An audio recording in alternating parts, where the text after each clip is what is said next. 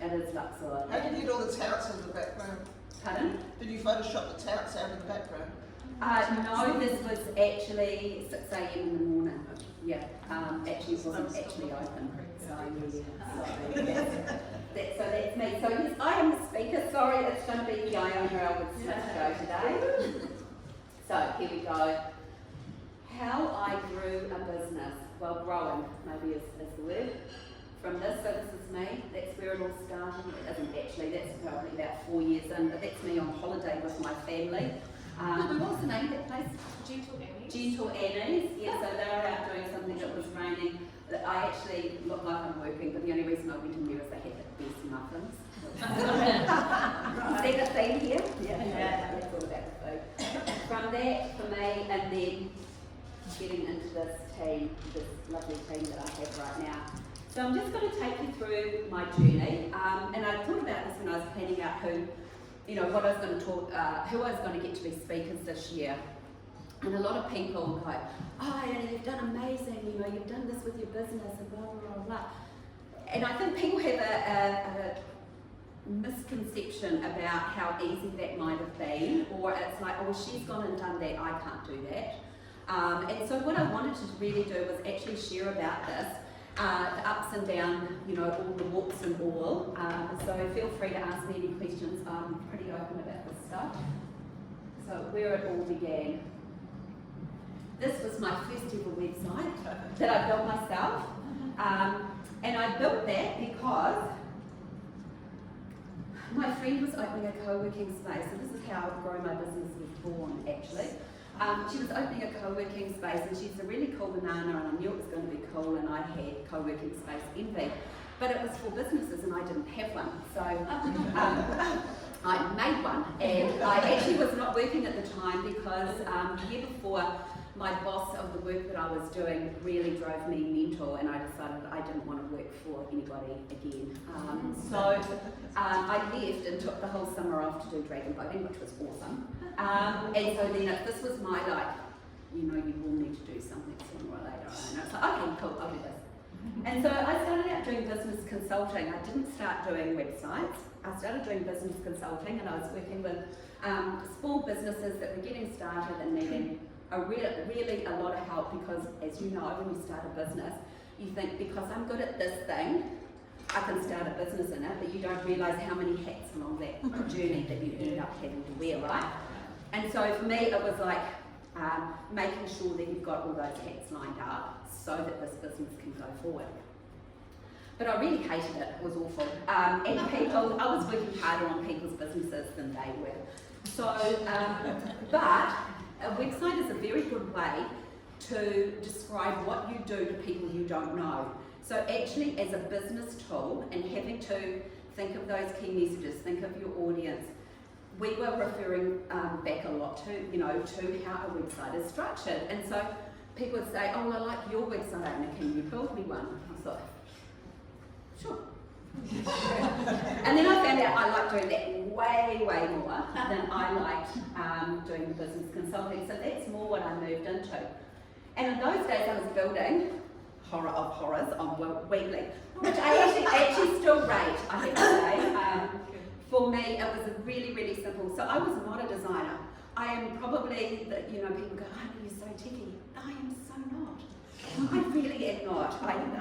You know the story of me not managing my phone, but any tech question, just don't ask me. So Weebly was great for that. It was really about getting the design. It was about getting the customer pathway. It was about having all the right information. So that part of stuff I knew, and the rest I just evolved over time. I still have clients that are on the Weebly websites that I built 9 years ago. So they still are very foundational. Another one coming up. Oh, let's go back one. Right. So I was building on Weebly, so very templated, but I was getting more inquiry, and as I said, I had no training, like zero, literally zero.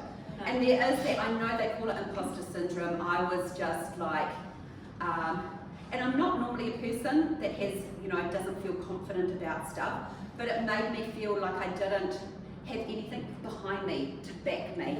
And I really wanted to move into WordPress, but again, I knew nothing. So, those of you who do know my story, I paid $11, which is a little bit of a porky pie, because I did pay $11 for a Udemy course, but I couldn't choose which ones I bought for them.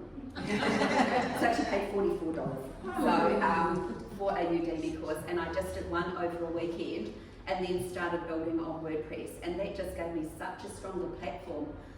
But more than anything, it gave me the confidence to then sell what I was offering to people. I felt like it had something more behind it to back me.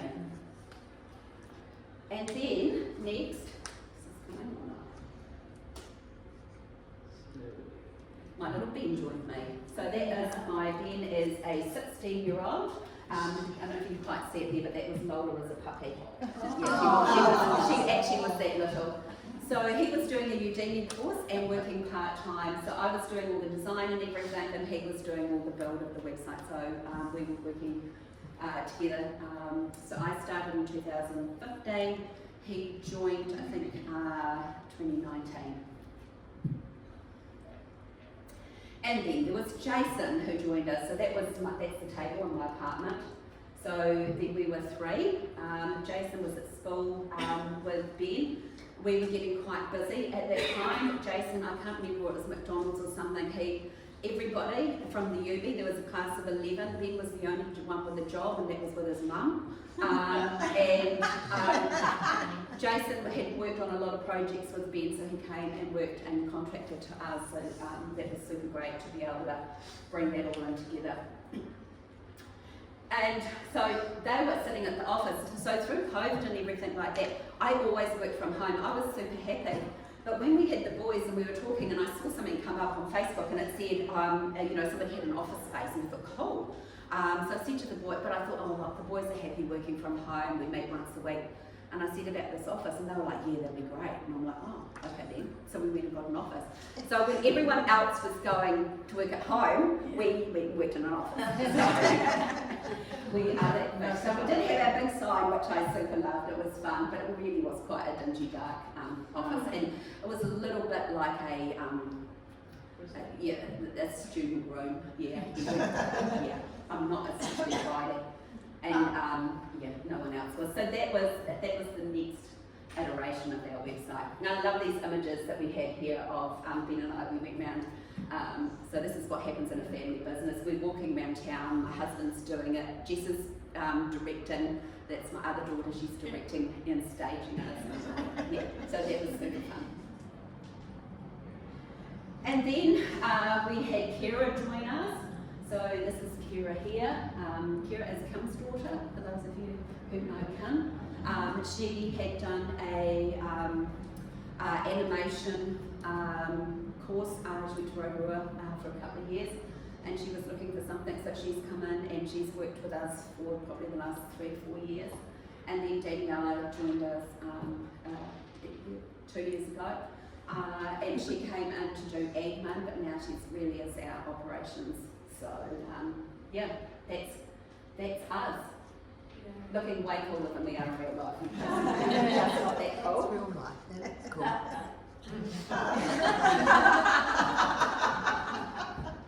So is this a happy day?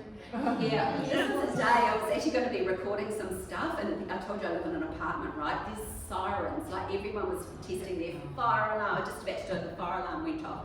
Then there's police cars going past. It's like I could have been recording in prison. That's what it felt like. It's like, yeah.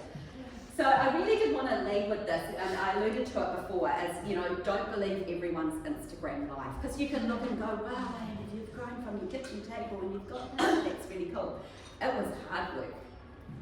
It was really hard work. So this was to show you what the numbers look like. So this has been our last financial year, but this is the year that we've actually started to make money after 9 years. So you're bringing in this team, so you bring in a team, so you've got to get more money to pay for the team, and you get more money, but then you need to have more people to do the work. So it's like this. And so that's been me. I mean, we have grown in really good steps, and that's great. But literally it's only this year that we've actually started to make tangible profit. And right, so what were the problems? Is you end up doing everything. You start a business for yourself, and you are wearing all of those hats. And as you grow, you keep wearing all of those hats, and they get heavier and heavier and heavier because you're jumping from here to here to here. Zero scalability around that. If you're holding and doing anything, you have this much capacity, and you might think, oh, I can just do more, and I can just do more, and then we break, and then it's all gone up. So that is not scalable, but more importantly, it's not sustainable. And I'm 56, and from it was worse in my parents' day, but it was with that concept of just work harder, right? It's like, that is just such bullshit. It's like, that is so wrong. You actually have to think, you have to step back. But sometimes, and I suspect some of you guys are in this place already, is that you can't see because you're in. And that was where I was, round about here. It's like, so you're stuck here and you're doing and you're growing, and it's like, yeah, cool, look at me. I'm busy, I'm working hard, and I'm doing all these things. But it's exhausting. And I wasn't really enjoying it anymore. It's no fun. It's, there's a difference between leaping out of bed and doing something you love and thinking, oh God, I've got to get that done today. I was saying yes to everything. Oh. Yeah. Like, I'm a doer, so I'm that person, and I get excited about people's business. And when you love what you do at the heart, despite all the work, if you love the heart of what you do, and I learn about people's business, I go, yeah, that's cool. Oh, you could do this and this and this.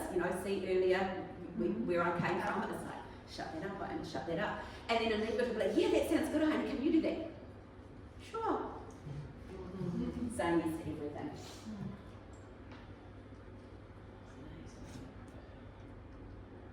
And not making any money. So just because the money's coming in does not mean you're making money. So the mistakes I made that I would change next time. So I didn't take myself seriously enough out of the gate.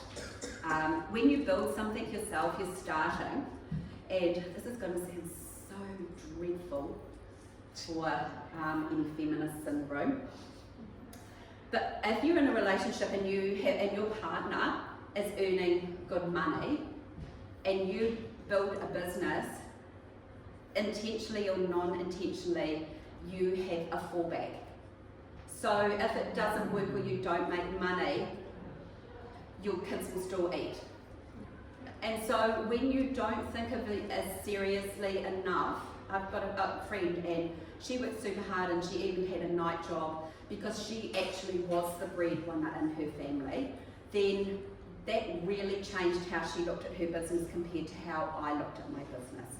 So I think it is, even if you're not in the situation where you are having to put bread on the table, then you should be thinking about it as a serious business. And we can say that to ourselves in words, but we don't really believe it. So that is about, and I'll talk about, how to deal with that shortly.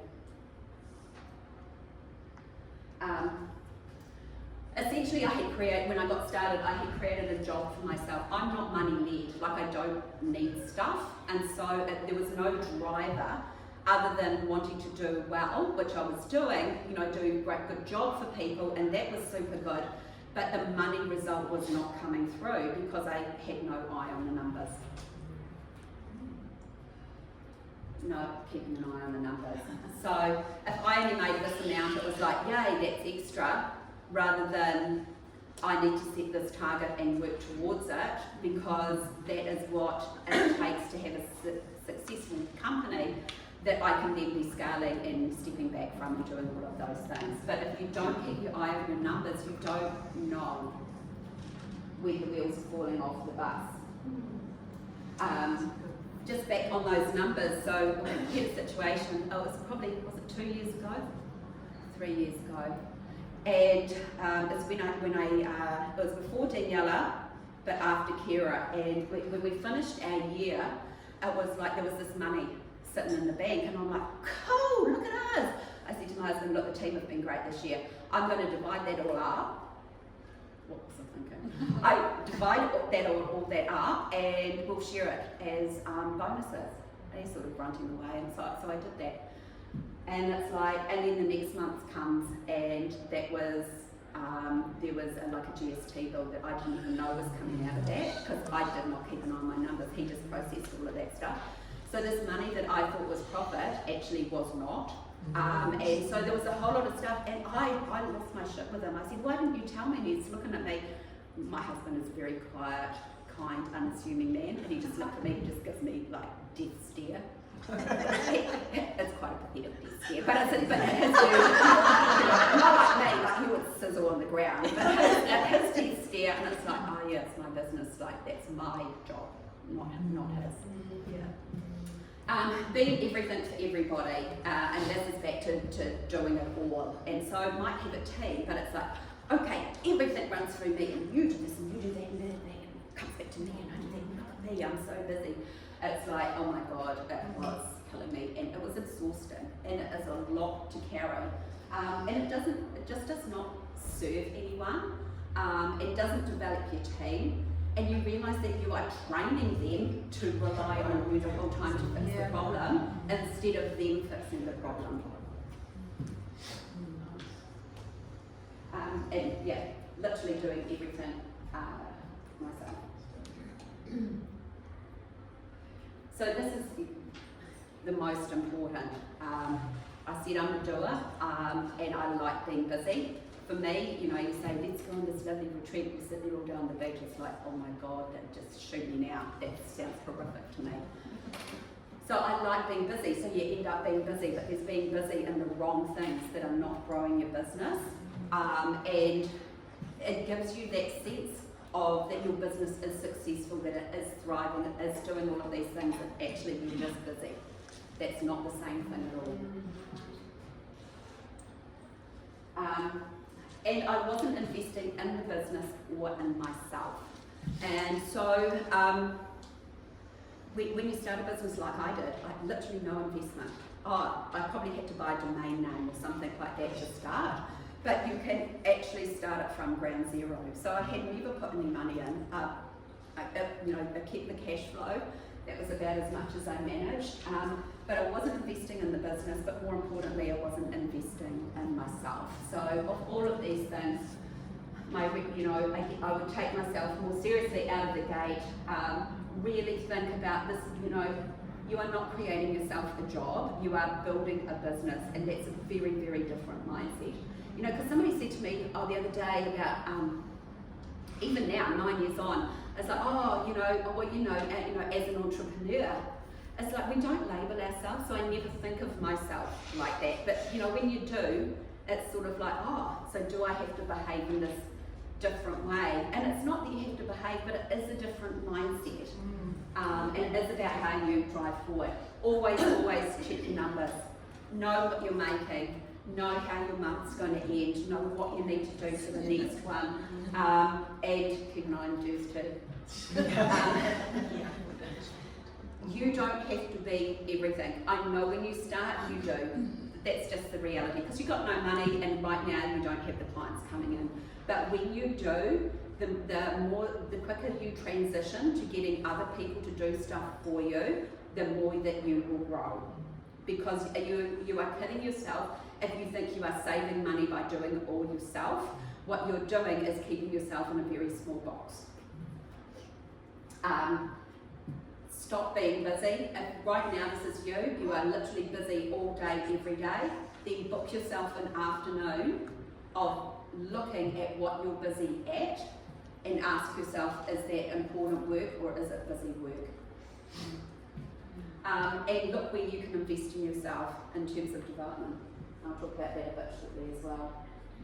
And what actually grew my business. So where was the changes? Money. Straight out. So increasing my prices. My website started at $400. Yeah. Like I say, some people are still running on $400 websites that they got 9 years ago. So how did somebody say, how did you increase your numbers, Iona? I made them up. And I wasn't a podcast in those days, but I'd read something and it just said, and I was always like, oh, you know, every proposal I get is accepted. Of course, it was $400. I would be an idiot. Yeah, right? So that is a clue. If your proposals or everything is being accepted, if you have more than 80% of people saying yes, raise your prices. So I just keep adding it up and adding it up. Sarah's not here, Cavity Chocolate. I can't remember how long ago I built that, but she was the first one that I charged over $1,000 for. And I remember having the meeting and we met at People Mill down here and I was sweating because I'd already planned. And then I sort of told her and I was kind of like braced for her to go, oh my God, and she goes, oh yeah, that's great. I'm like, oh, it's that easy. Is it? And yeah. And so it just kept going from there. So really look at your pricing would be my first recommendation. For us, we offered packages. In my business, like with websites, there can be quite a big upfront cost for people if they're starting out. That just feels too hard. And the number feels too big. But if you break it down over 12 months, it feels more accessible and they can get what they need to be able to run right up here and then essentially be paying it off. Also, there's about having support along the way because often in my industry it can be a drop and run. So packages for us was great for my clients. It was great for us because it meant that we could build foundational revenue. So with a team, what is super scary is that you have a certain amount of money that you have to pay. So I can tell you my number. My number is between $21,000 and $25,000 a month before I get out of bed. That's the cost just of my team. That's not all the other costs, that's just of my team. Yeah. So you can lie in bed and think, how will I make $25,000 this month? But if you've got recurring revenue, if you've got people on plans, if you've got something that is going to be ongoing, then that really helps mitigate that. And then when you're, that you know if there's flood or COVID or any of these things, you actually have base to pay that. Packages aren't right for everyone, but they are something to really look at. We had payment options for people. Big part for me was setting those financial goals. It was back to understanding my numbers and knowing how much I had to do. And it's like, so that's just covering my costs. So that is not profit now. So for us to be a growing company, we needed, so it had to really look at what am I going to get for looking to achieve for the year, what does that look like for a month, what does that look like for a week, and break it down. If anybody's got any questions about any of this, please feel free to ask. Happy to share. And I'm always, every day, I log into Xero. First thing I do every morning, don't do reconciliations because that's your job. But I'm looking at my numbers. It's like, how close are we, how far are we, where are we at, what do I need to do? I also run Pipedrive, and I use HubSpot as a CRM because it's got a better CRM functionality I think than Pipedrive. But Pipedrive gives me my lovely graphs, and what that does is I'm able to put what the coming revenue is going to be for those months, so I can look and know that this project will end at this time, there will be a payment there, so I know that for that month I've got this amount coming in without any new work. So it gives me really, really good visual. Angela? I was just going to say, just because we've got some new people here, and I don't want to make an assumption, but when you talk about CRM, everyone might know what you're talking about. Yeah, thank you. So a CRM is a customer relationship management tool. If you are starting out and you're thinking about it, probably one of the best, simplest out of the gate versions is Capsule. And it is super important, especially if you're a service business, so you're doing proposals and consultations, all of that sort of stuff. to really track who you're connecting with, following up, all of that sort of stuff. You have your client list, you follow up everything, lives and breathes in your CRM, client relationship management tool.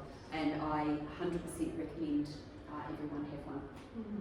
Like I think there's a free version on Capsule. Yeah. Iona, before you just started doing your packages and things, if people didn't accept your proposal, Yeah. what was your sort of standing line that you back to them about that don't value you? Is that what sort of they just went on if they didn't accept the proposal? Yes. Like the price was the price. Yeah. And the price is still the price. I think it's really important to value yourself. Like if you've got to the point and you know what your price is. So we're very clear on our pricing. You know, if you get this is the pricing. We only offered packages, one because I wanted the recurring revenue, and that came from a development course that I did. And it took that barrier of people having to come up with that. But yeah, the price is the price. It was not, a proposal is not a negotiation, no. So if people aren't accepting that, then they really, if you've done the right kind of sales job, and I don't mean that in a sleazy way, but it's actually about showing the value that you will bring for this price. And you know, we offer professional service, and I'm making an assumption that everyone here, we offer a professional service and we should be valued for that. And if they either don't have the money, then they don't have the money, or they're not valuing you, in which case they're not going to be the best fit for you anyway. Yeah, but like some people probably have no concept of what's involved in having a website built. Yes. And so when they see the money, they go like, holy shit. Yes. Oh, And when they 100%. saw $400, they were going like, yes. Yes, yes.